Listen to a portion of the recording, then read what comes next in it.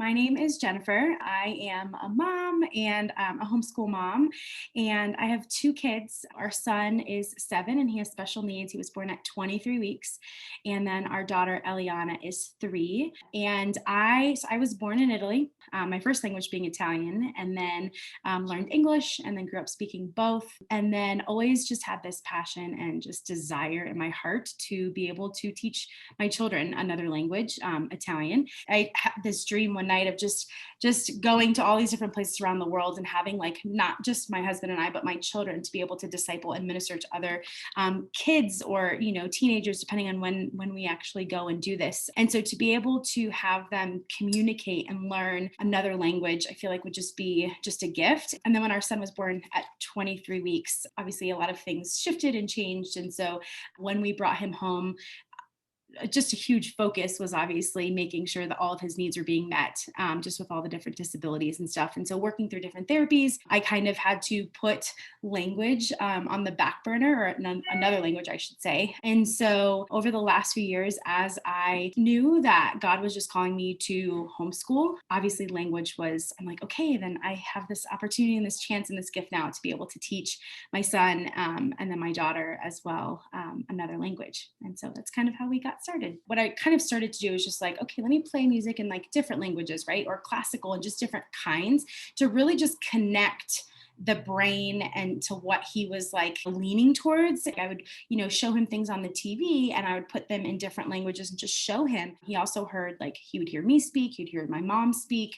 So he knows Nona speaks it. And so I think that he just was really interested in it.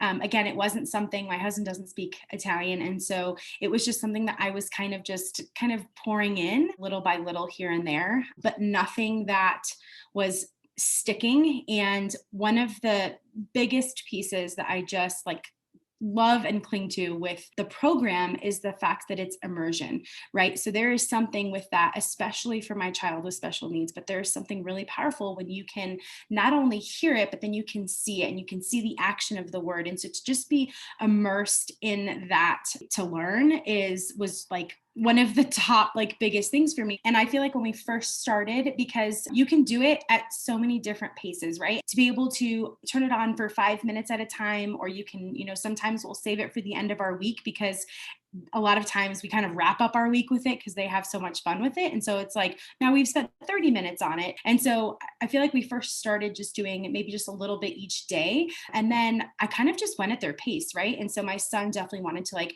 let's keep it on, let's go to the next lesson. I feel like they both love the games, like the interactive games. The cards have been like, they love working with the cards because it's something like tangible that they can hold in their hands.